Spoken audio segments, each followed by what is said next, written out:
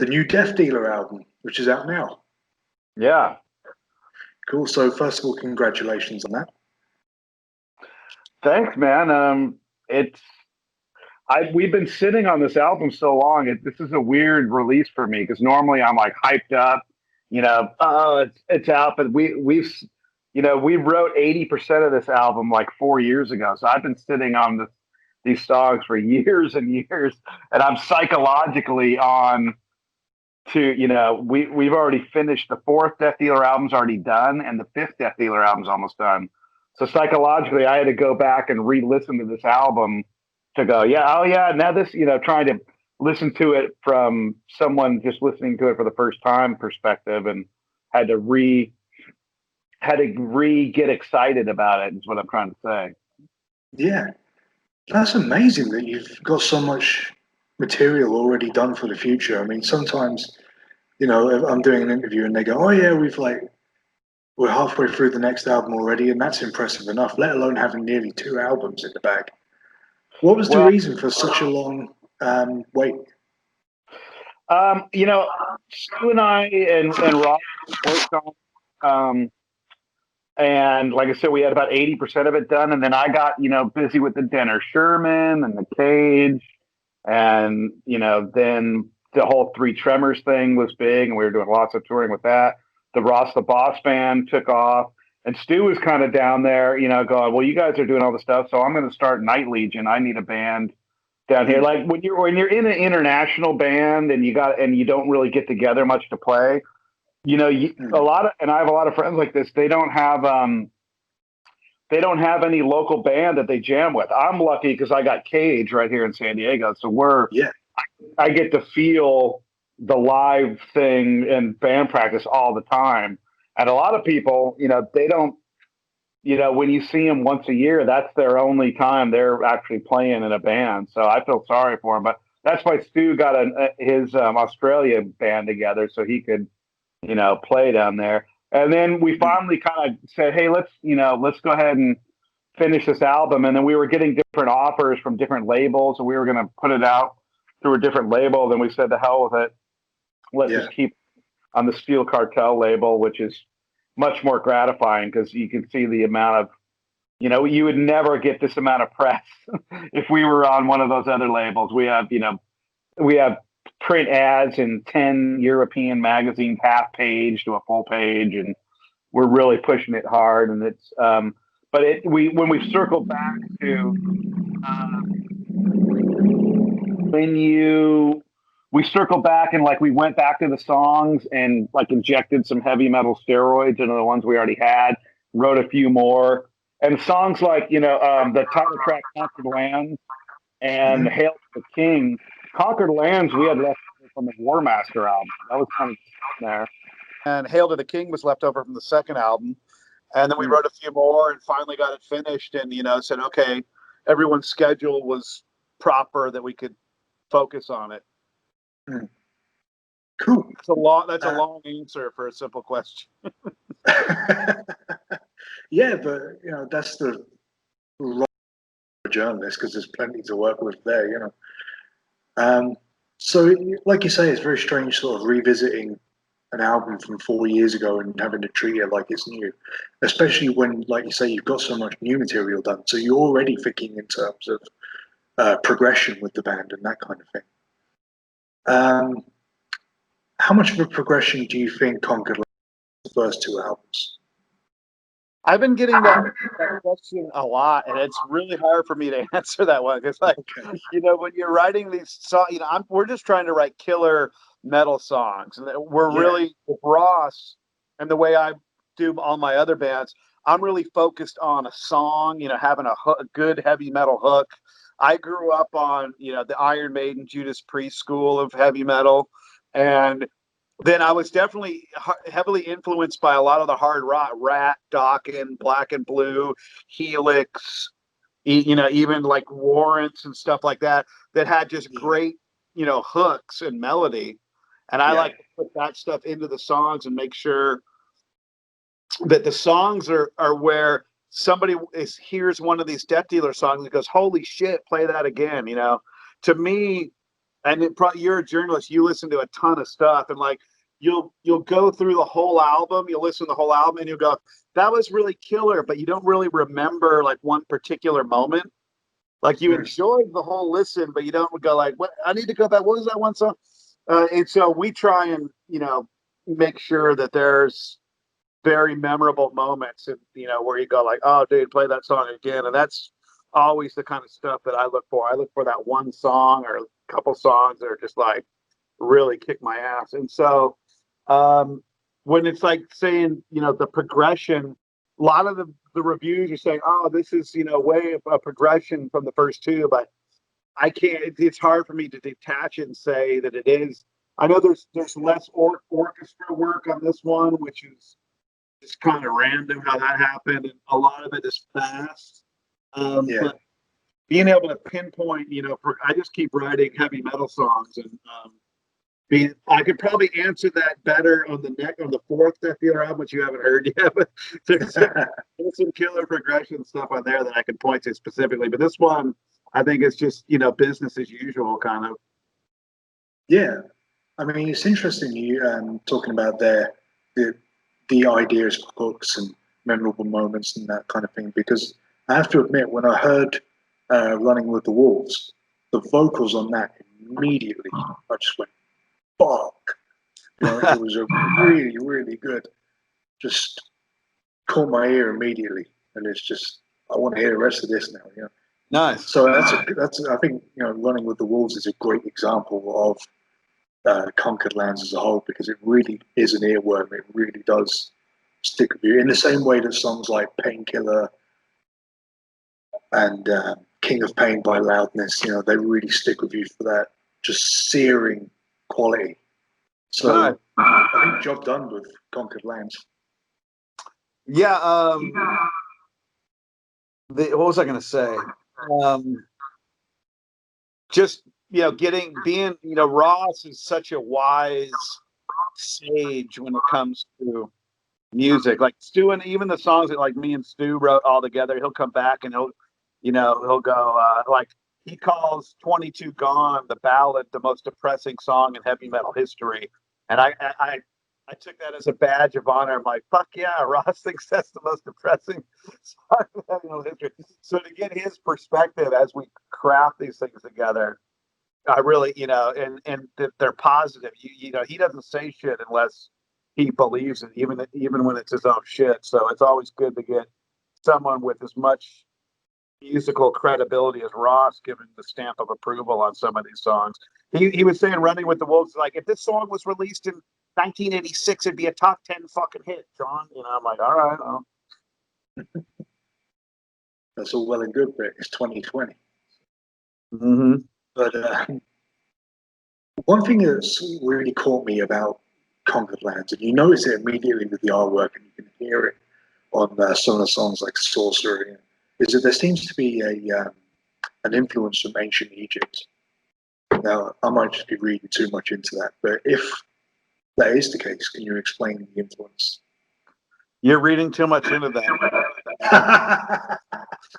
No, so, that song we already had, and Stu came up with that kind of thing, and then the main track, Conquered Land, we had it called Pharaoh for the longest time. I'm like, dude, we need a better name than that, and then we just title tracked that song, Conquered Lands. But the artwork and the music really, that wasn't any planned out thing. I just, when we got Dusan Markovic, if we're going to talk about the artwork for a little bit, to do the cover again, he does like a lot of things. If you want like a warrior holding a flaming sword with wolves standing, he's like the king of that. But I like to send him in different directions, and he had never really done an Egyptian thing, and I wanted to make sure like the main character was unique and it wasn't just a fucking skull face on a pharaoh. So we really crafted that monster to look really trippy. And man, people love the shit out of that album cover. I knew it was a really good album cover, but the reaction of the album cover was like, this is one of the greatest metal album covers ever, and crazy shit. I'm like, okay, cool. So I know how to work that guy. I'm a big time comic book collector for years and years, and I'm really particular about artwork and the artists that I work with. I work primarily with two, Doosan and then Mark Sassa, who does all the Dio stuff and all the cage out. And those two guys are really hard to find better cover artists than those guys. So every time I release something, it's going to look fucking badass on the cover. Yeah.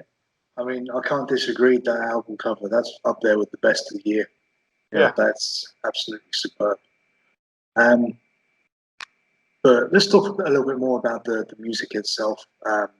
You released 3 songs in advance of the album, Running with the Wolves, Every Nation, and Sorcerer's Secret, is it? Sorcerer Supreme. Bollocks, I knew it was another word with S, but... You need to know your Marvel superheroes, man. You're slacking. Well, I used to, and then there's such an onslaught of Marvel movies and that I just went, oh, fuck it, I don't care anymore. So I basically just respawned now. The comic book nerds like me that were reading comics since we were 12 and everyone was laughing at us like, you're fucking lame. Like, we knew that this shit was amazing because all this shit was happening in our imagination as we looked at the images on the pages. And then when the technology finally came,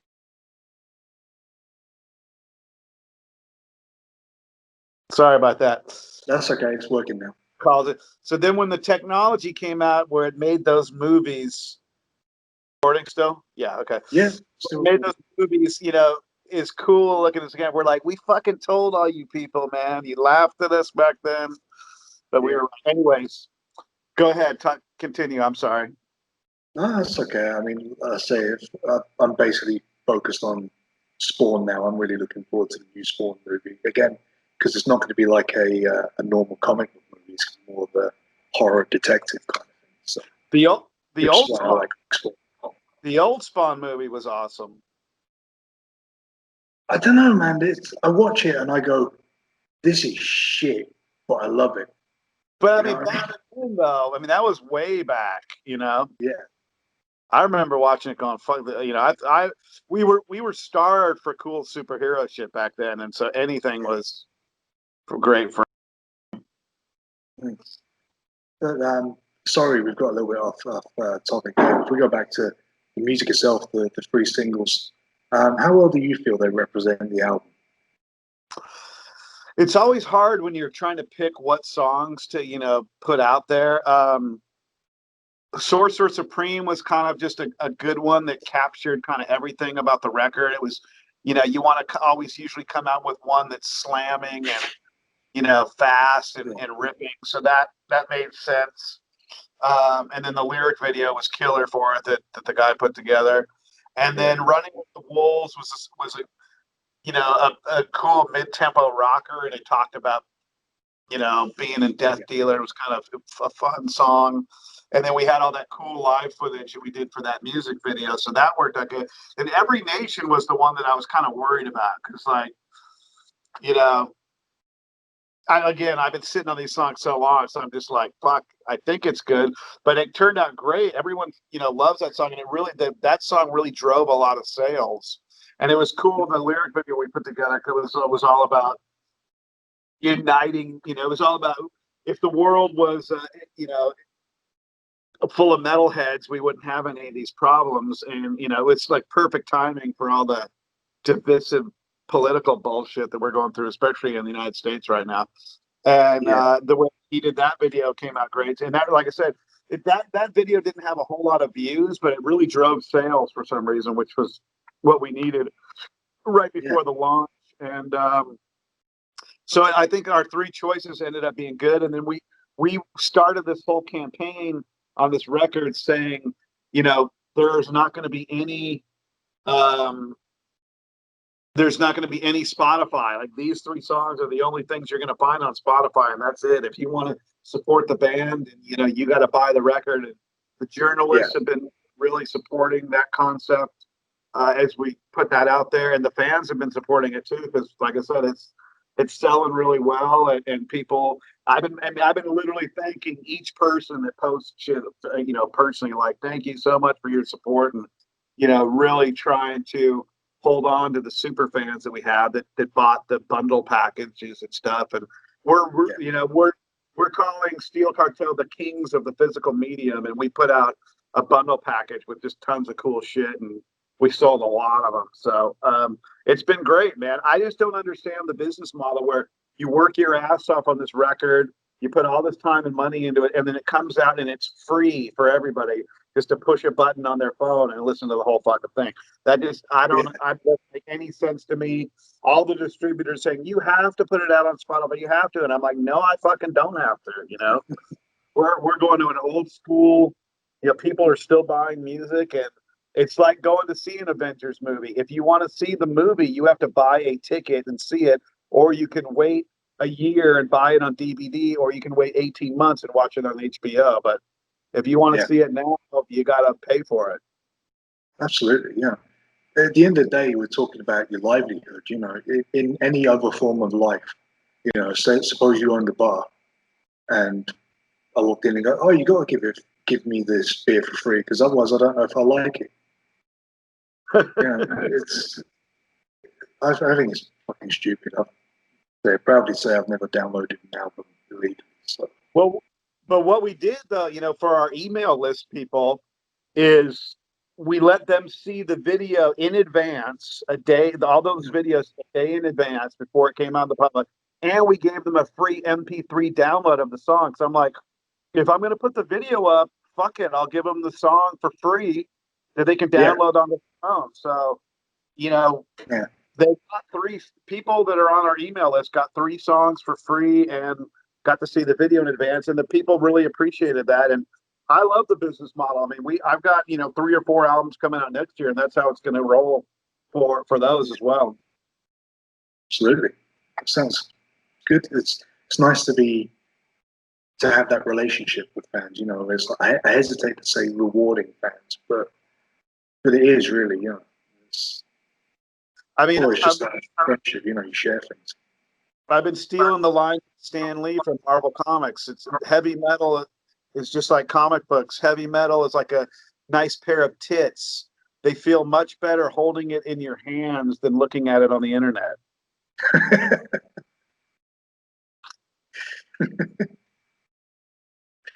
Very succinctly put.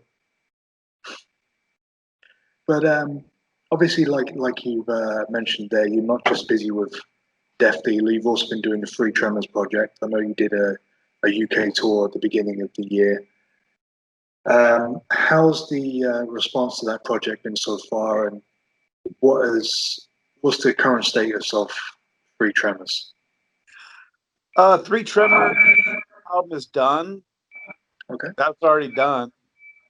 Well, I've been working my ass off since COVID. We've been doing nothing but recording. So the Three Tremors album, the follow up's done. I'm really excited about it. It's great.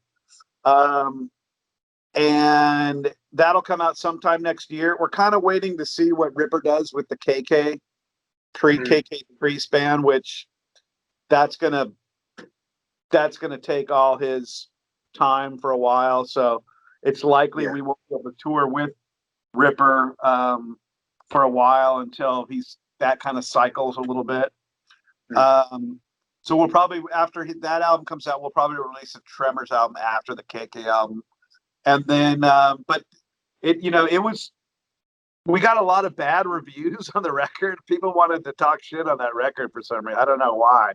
But the funny thing was, I tell about the Tremors is, the album, because we switched labels and did it ourselves again, the album got delayed, but we already had a live tour, I think 18 shows in Europe that we did. Before the album was out, there was only 1 song out online. And we went and played all these shows, and we played the album in its entirety, all 12 songs. You know, cold, people had never heard any of the music. And the fucking people loved the shit out of it live. They were just like, one of the best shows I've ever seen. You know, the shit people were saying to me after the show was just like, it wasn't just like, hey man, really cool show. It was just, everyone was like, this was fucking, you know, one of the greatest shows. I've been to 1,000 shows and this was one of the best. So, I mean, we were just getting smoke blown up our ass for the whole tour on how great it was. And then it finally came out and all these journalists were talking shit about the record. And I'm like, it didn't hurt as bad because I had already done 18 shows for the real metalheads, you know, and I knew what the reaction was. So some little 2 out of 10 on the out, you know, like, okay, 6 out of 10, 5 out of 2 out of 10, like, come on.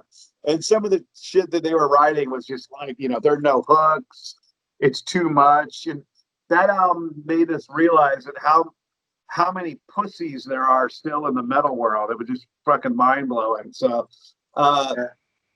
but we got a lot of good reviews too. But you know, that was a lot. There was some negativity surrounding it, but it sold crazy. We sold a shit ton of records and vinyls, and then we did the solo version, and that sold good. And I mean, we did. I think we've done over 60 shows with the Tremors, so it's a full on band. I mean, it's past the project stage, and that's what we wanted everybody to know at the Tremors, is that it was, you know, this isn't just a project album. Like, the fans can invest in the patches and the shirts because they're going to be able to wear them, you know, and see us live. And live, the touring is, you know, it was like a year ago we did the UK tour, so I'm seeing all that shit on Facebook on your memories, and we're, you know, when we had Steve Grimmett having to fill in, and yeah, it was so much fun, man. It was like the touring with all that was with the Tremors is a high level of fun, and so I'm looking forward when we can put that back out on the road, just like everything else. Cool, man. I mean, it's interesting there, like you say, the difference between fan reaction and critical reaction. That's kind of the same in any medium, I think, you know, whether it's film or music or whatever. From my personal point of view, if I don't like an album, I just don't review it. Because at the end of the day, even if I don't like it, I know that people have worked hard on it. So I don't want to be sat here behind a laptop going, oh, fucking shit.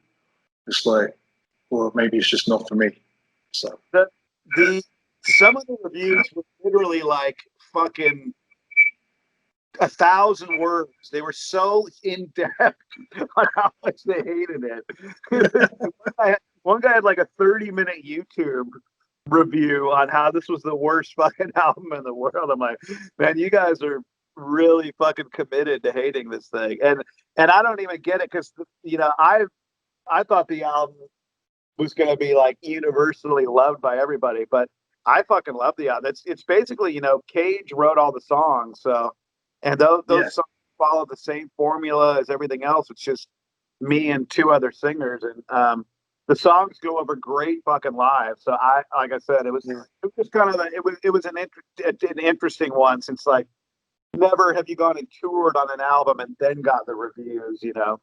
But this new one, I think, will be, I think the